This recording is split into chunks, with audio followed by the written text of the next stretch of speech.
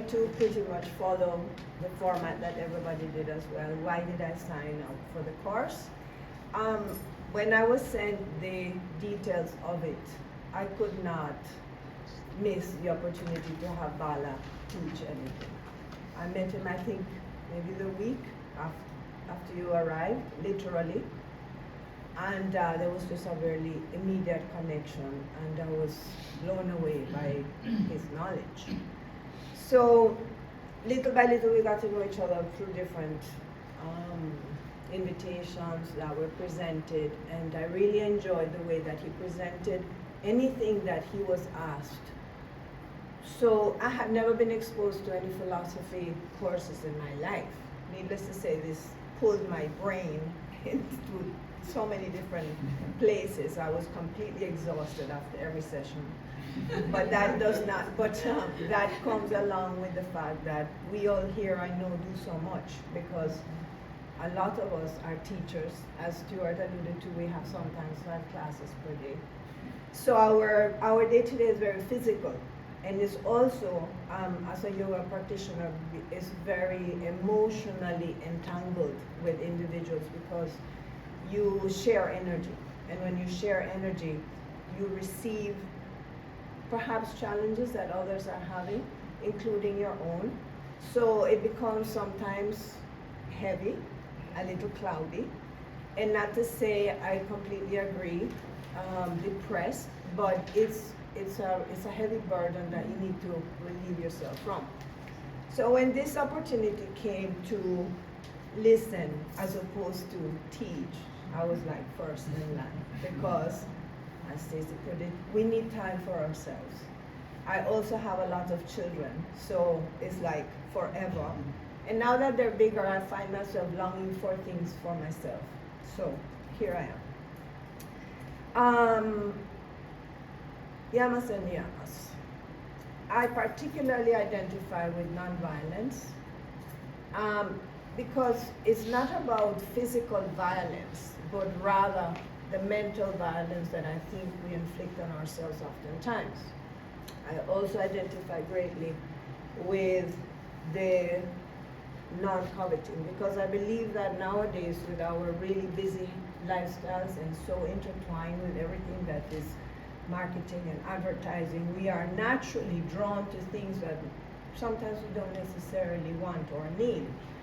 And we very subtly end up in waves of entanglement with things that we don't want, and start judging ourselves because we need to aspire to do more. We should multitask. We should achieve. Why are you not in this course when it presents itself? So unconsciously we start demanding of ourselves. The two for me come hand in hand, and they're very, we need to be very mindful and use it on a day-to-day basis, including the taximan. I agree. It's like, I'm good, and I find parking lots in the same way that you do. That's true. As I drive in, my husband says, "You asked for it," and I said, "Yep, we're parking exactly where I need to." So I have learned to realize as well that we bring our own powers, superpowers. They're very important not only for us to feel empowered, but to assist others. And as yoga practitioners and teachers, we need to understand that there has to be a balance of giving and receiving at the same time. So that is also a real tricky situation that appeared as a big surprise to me in the text, because I never expected it to be so systematic, so scientific. You do this first, and then you do this after, and then you do this after. And it's very specific in how we need to be patient with ourselves so that we don't shoot into a place that we don't need to be, which is something that as practitioners of yoga or as teachers, we often see on the mat. We see individuals trying to do things that they should not be because they're not safe. So to learn to understand and to say it kindly, let's say to a student, let's practice this again. We're not there yet, and it's okay not to be there. I don't want to bend metals with my mind, and I don't want to live in somebody else's body. But if it comes I would be prepared at the appropriate time. So that was actually really special to me because it relieves you of the, I need to aspire to that. It's like, no, I don't need to. If it comes, it's good, but if it doesn't, it's quite okay as well. So that was very refreshing. A very interesting point that came up in the lessons was that oftentimes book 3 is taught before. I didn't even know I was going to speak. that book 3 is usually taught before the others, and I found that fascinating because to me, like Nicole, like Stuart, we do a lot. I ride, I run, I swim, everything. To me, the body is really an avenue. It's a door that opens to go inwards.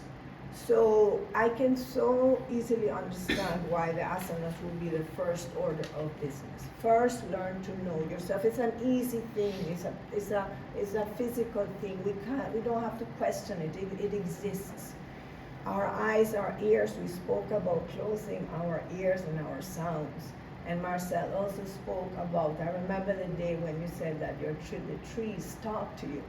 And I was telling a friend of mine, a young friend of mine, that is very good with dogs. I said, that has to do with how you listen, because I learned this in this course.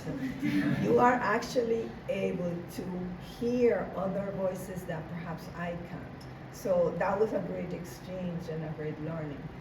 I can see how the body should be the first order of business, because as we start that self-inquiry, the conversation then becomes a little bit more subtle. Just like when you're with a person for a lot of years, you don't need to speak anymore.